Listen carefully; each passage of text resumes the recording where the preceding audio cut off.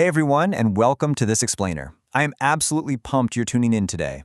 For the next few minutes, I'm going to be stepping into the role of your personal career mentor to completely demystify a pretty massive life transition, and that's moving from high school into the modern workforce. We're going to unpack exactly what it takes to not just score a job, but to actually lay down the groundwork for a thriving, rewarding career, all while you're still sitting in class. Right off the bat, let's debunk a massive Hollywood myth. You know the one where someone tosses their graduation cap in the air and bam, their dream career just magically happens overnight? We're totally conditioned to think that high school is strictly about getting good grades and crushing standardized tests, and then the rest just sorts itself out. But look, the reality is that the real world demands so much more than a perfect GPA. Preparing for your career is an active, step-by-step process.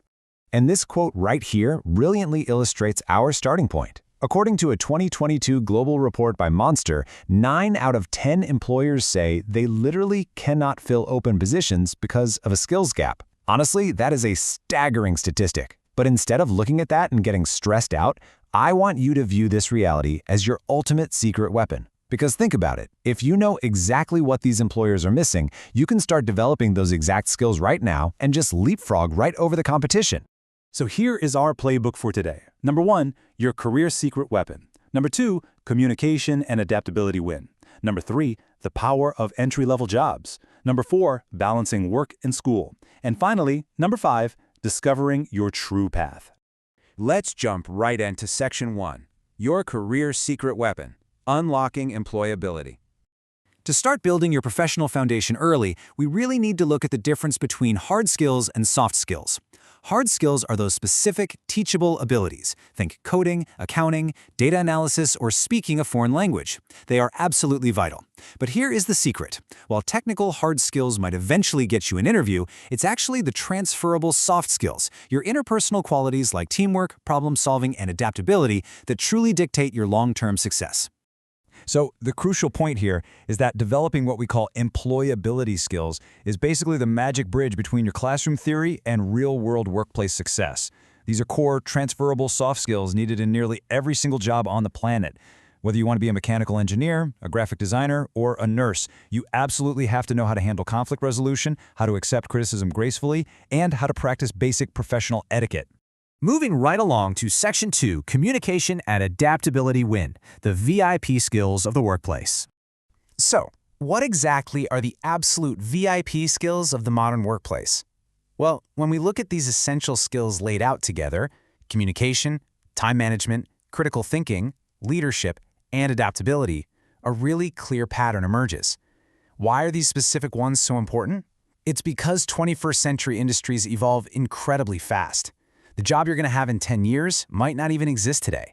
Because of that, you must constantly learn how to work with totally new people, new technologies, and in totally new environments. Look, an employer can easily teach you a new software program in a week, but there is no way they can teach you how to be adaptable and communicate clearly under pressure in that same time frame. That brings us to Section 3, the power of entry level, building your career incrementally. Let's completely shift away from that myth we talked about earlier, where you just jump straight into a dream job right out of school. Careers are built incrementally. Look at this progression we have mapped out. Let's say you think you want to be a veterinarian. Instead of just waiting until grad school to find out, you can test the waters right now. Step 1, become a pet store clerk. Step 2, an animal shelter volunteer. Step 3, a vet clinic receptionist. Entry-level jobs act as the perfect low-stakes training round. Imagine getting halfway through incredibly expensive veterinary schooling only to realize you actually can't stand being around reptiles, or that you really just hate the clinical environment. This kind of incremental chain protects you and builds your experience step by step. And listen, even working just a few hours a week in a basic job at a local restaurant or a retail store provides immense value. It seriously helps you develop maturity. You're learning dependability, reliability, and punctuality on the job.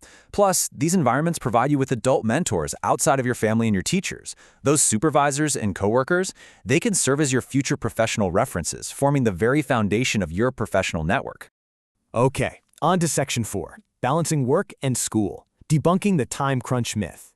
I know balancing a rigorous course load is a massive teenage fear. You're probably wondering how on earth to manage a job and schoolwork at the exact same time without totally burning out.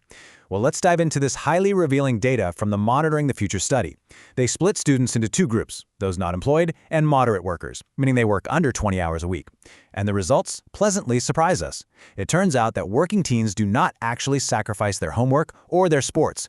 Look at the sports participation right there. 46% for moderate workers compared to 43% for non-workers. What they actually sacrifice are just default leisure activities, like watching TV, which drops from 68% down to 64%. So the data clearly backs up the reality here. Working a moderate amount simply does not crowd out your developmentally beneficial extracurricular activities. You can absolutely maintain your grades, play an instrument, and build your career skills all at the same time. The secret sauce to all of this is simply practicing intentional time management. When you have less default free time, you naturally just become more structured and disciplined with the time you do actually have. And finally, Section 5. Discovering your true path. Navigating safely to your future. As you safely explore your career interests, you really have to adopt what we call a lifelong learning mindset. This means understanding that learning doesn't just stop the second you are handed a diploma. You must stay curious. You need to constantly reflect on your early job experiences. Ask yourself, what did I actually like about this role? What did I totally hate? By staying reflective and open, you can constantly adapt to changing industries and figure out what truly fulfills you. Now, if you are overwhelmed and you really just don't have time for a formal job right now, that is completely fine. Seriously, you can develop these exact employability skills right now in your daily life. Start using a daily planner. Take 20 minutes to organize your email inbox. Take the lead in your very next school group project. Practice professional etiquette by just making sure you structure your emails to teachers politely. Volunteer or join a school club. All of these small, everyday actions actively build up your soft skills profile. But as you do step into the real world to find those entry-level roles or internships, I have to give you a serious mentor's warning. You absolutely must protect yourself.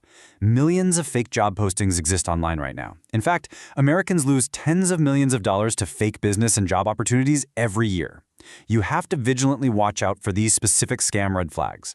If an employer pressures you to rush a decision, sends you unsolicited emails completely out of the blue, has terrible grammar in their job posting, asks for your social security number way too early, or ever, and I mean ever, requires a fee or deposit to apply, run the other way.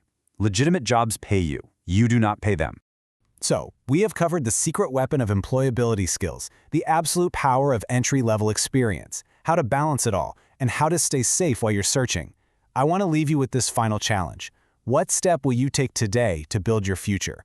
Whether it's updating a resume, researching a volunteer spot at a local shelter, or honestly just practicing active focused listening in your very next class, take action. Your dream career is out there waiting for you to build it step by step. Thank you so much for joining me on this explainer, and I seriously cannot wait to see what you achieve.